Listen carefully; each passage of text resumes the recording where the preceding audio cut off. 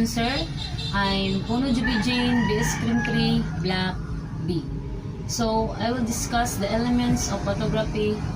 There are light and sensitized materials.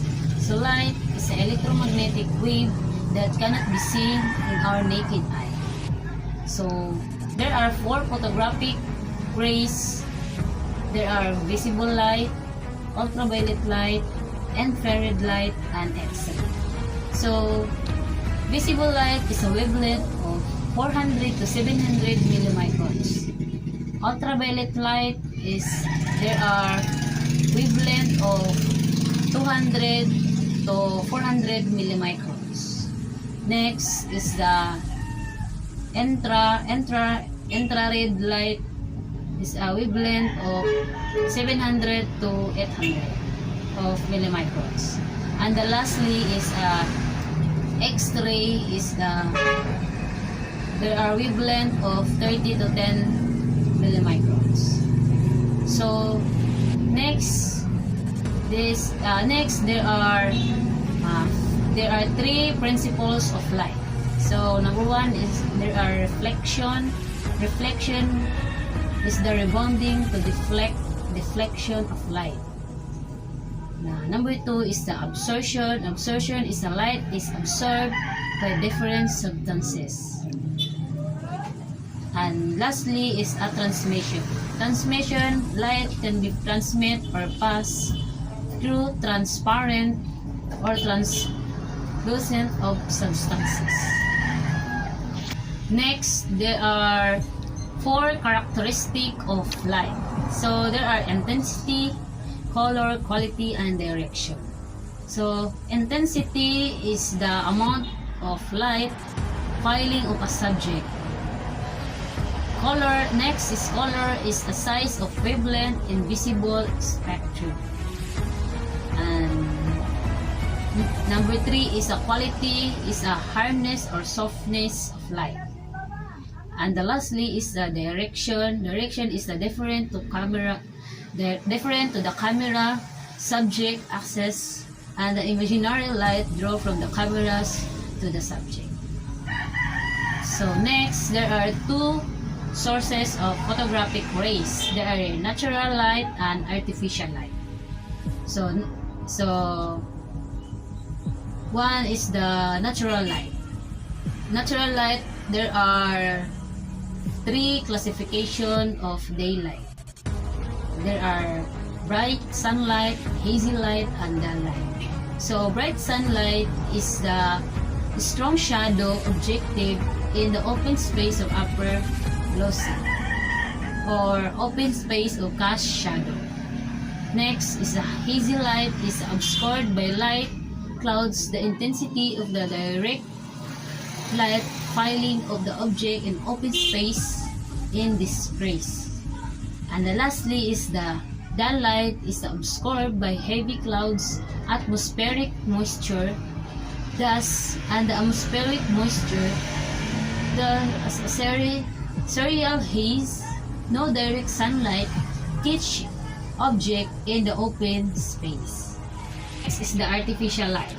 So there are 6 artificial light, includes artificial light. So there are photographic lamp. Photographic lamp is a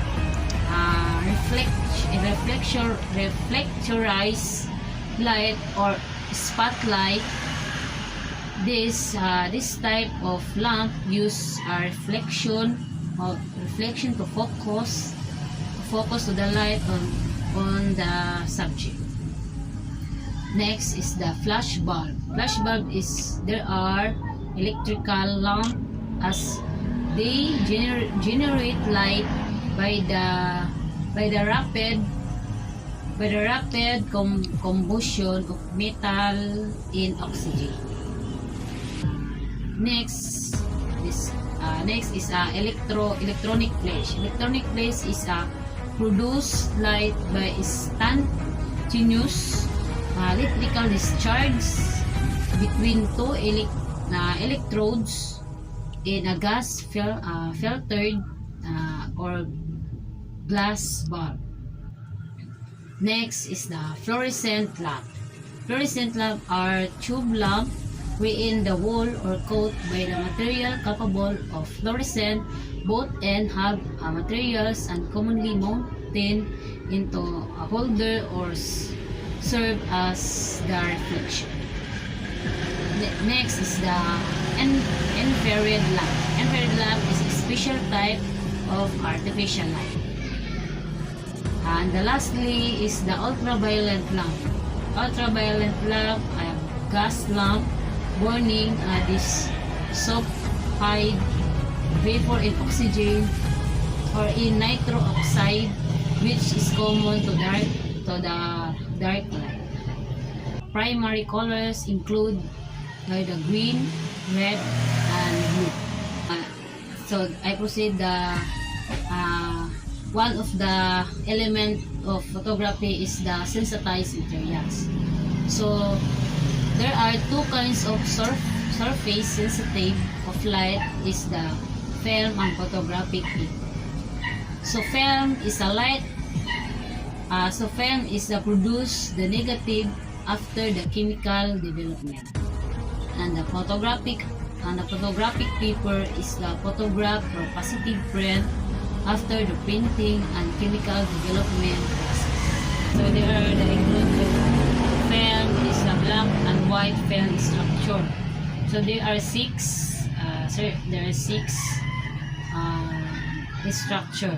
So there are emulsion, protective layer, emulsion, subbing, adhesive, base support, second adhesive layer, and anti-hallucination.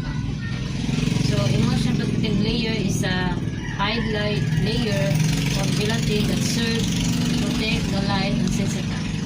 Emulsion is the layer of gelatin containing the light sensitized crystal absorbing halides. Subbing adhesive is the special gelatin that adhere the emulsion to the support. Base support is a strong flexible support upon the emulsion to the support.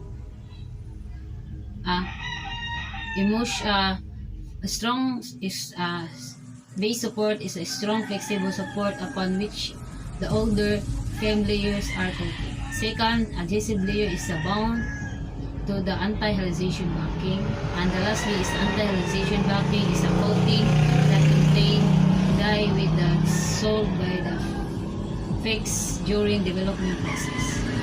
So next is there are 9 modern color film structure. So there are hard gelatin coat is a top to insulate the emulsion against scratches. Blue sensitized emulsion is a record that image in value of blue. Yellow filter is the made of colloidal silver does not record an image but absorb any blue light rays. Green sensitized emulsion is a registered Latin image in value of green. Gelatin is a separate green layer from the red. Red sensitive emulsion is the value of variation in the red light rays reflected from the subject. Subbing layer is a gelatin blue light. Gelatin adheres the emulsion to its support below. Support is a strong but flexible plastic base for other components. Anti-hallucination backing is the prevent reflection that could create halos around bright area of the image. Next is there are 7 film characteristics. So there are color sensitivity is the color sensitivity, image contrast, light sensitivity or speed, green, resolving power, accurate, and the lastly is the packaging. General type of emulsion. So there are monochromatic film is sensitive only to the blue violet end of the spectrum. Next is the orthochromatic film is sensitive to all colors of the spectrum except red. Panchromatic film is sensitive to all colors of the visible spectrum. And Infrared film is sensitive to red rays beyond the humanly visible spectrum. Color film is a mixture of the basic colors of the visible spectrum. And the lastly is the X-ray film is sensitive to the X-ray region of the electromagnetic spectrum. So ASA means is the American Standard Association. DIN is Deutsche Industrie Normen, and the ISO is International Standard Organization. And the lastly is include of the sensitized materials is the photographic paper. So photographic paper is a product that faithfully reverse negative film and image. So there are 4 basic layers of the photographic paper. So there are protective coating, made of gelatin, and protect the emulsion from the adhesive scratches. Next is the emulsion layer is a consists of minute particles of silver halide crystal suspended in gelatin.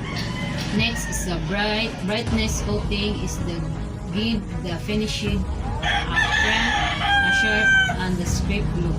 And the lastly is the base, the wood from wood form. So next there are 6 characteristics of photographic paper. So there are image surface. The image surface is a surface booster, refers to the both texture and finish. Contrast is the extension in value from deep black degree of gray to white and highly fury. Tone is the paper with a brownish brown-black tonality. There are white. Weight is the thickness of the paper based upon which several coating and layer are placed. Size is package from 1/2 plus 3/2 to 20 times 20. Then next is the speed is the varies to the light sensitivity that the classified into. There are contact printing and projection painting. And the lastly is the base color is the color of the paper supporting an emulsion varies from out white to the creams and the ivories to pure gleaming. So that's all, sir. So I finished to discuss the elements of photography includes the light and sensitized materials. Thank you and God bless.